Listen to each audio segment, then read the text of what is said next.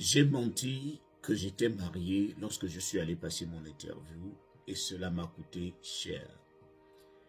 Bonjour à tous, j'espère que vous allez bien. Je suis le général Alligator, créateur de la mentalité Alligator depuis les États-Unis. Les amis, aujourd'hui, nous allons parler de l'histoire de Paul. Paul est un jeune Gabonais qui est arrivé ici aux États-Unis. Mais avant qu'il n'arrive ici, il a d'abord préparé son interview pour le visa touriste. Alors, il a contacté une agence qui lui a fait comprendre que si tu pars là-bas, tu n'as pas de lien fort au pays. Si tu pars là-bas et que tu leur dis que tu n'es pas marié, on n'est pas sûr qu'on va te donner le visa. Alors, on va utiliser une stratégie. Il faudrait que tu leur dises que tu es marié. On va cocher marié. Et lorsqu'ils vont voir que tu es marié, cela va faire un lien important. Tu pourras gagner le visa. Paul a dit, il n'y a pas de souci. Il est allé à l'ambassade. Tout s'est passé comme il l'avait prévu. C'est-à-dire, on a cru à son histoire et on lui a donné le visa. Alors, une fois aussi aux États-Unis, il était censé passer 6 mois, mais il est resté plus longtemps. Donc, il était maintenant illégal. Sa présence était déjà illégale au pays.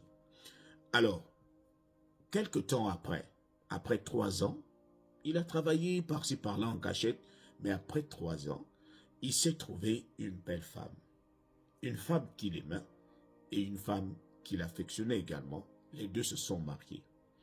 Alors, au moment où ils avaient décidé de lancer leur dossier à l'immigration, il a reçu son permis de conduire, son numéro de sécurité sociale et il a commencé à travailler légalement. Pour lui, la vie était déjà comme sur les roulettes, tout allait bien, il n'y avait plus de soucis. Le moment de l'interview arrive. L'immigration avait déjà reçu son dossier, avait bien étudié son dossier et avait fait quelques fouilles sur son passé. Parce qu'il fallait qu'on aille fouiller un tout petit peu dans son document, le document DS 160 qu'il a rempli en ligne. Et ils ont trouvé quelques informations importantes. Donc, lorsque Paul arrive avec sa femme à l'interview commence bien. Paul est très rassuré, il sait que c'est un mariage normal, il aime sa femme l'aime et les deux vivent ensemble, ils n'ont commis aucun délit. Jusqu'au moment où l'agent qui l'interrogeait lui demanda ses papiers de divorce.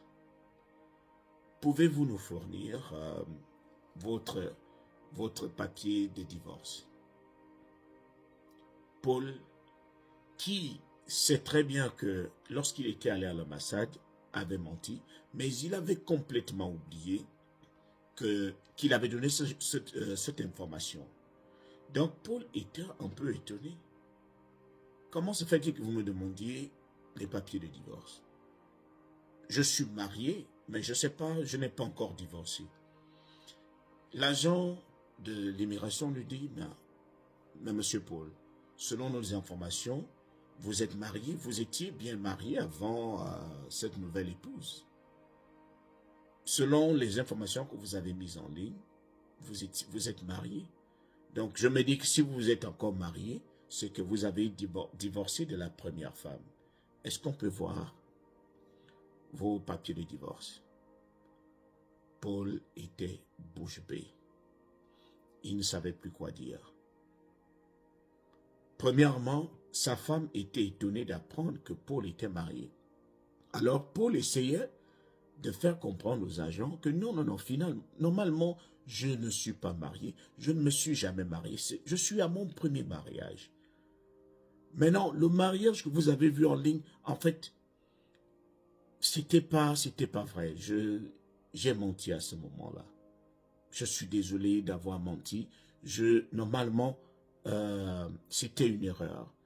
On m'avait conseillé de dire que j'étais marié pour que mon visa passe et je n'avais pas réfléchi à 2 fois. J'aurais dû écouter mon cœur parce que je savais que ça pouvait m'apporter des problèmes plus tard. Donc les amis, c'est l'histoire de Paul. Vous pouvez déjà deviner la suite. Vous pouvez déjà deviner ce qui s'est passé parce que lorsque vous êtes face aux agents de l'immigration et qu'ils ont la preuve que vous pouvez mentir, pour eux, tout ce que vous avez eu à dire est un mensonge. Vous ne direz plus jamais la vérité. Donc, son visa a été compliqué.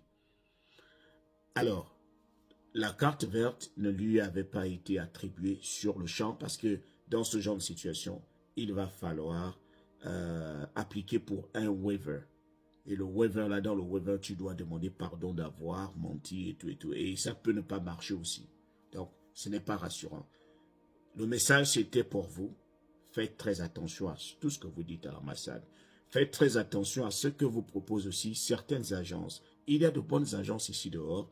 Il y en a aussi celles-là qui pensent seulement à prendre de l'argent et ne se soucient pas de ce qui pourrait vous arriver juste après.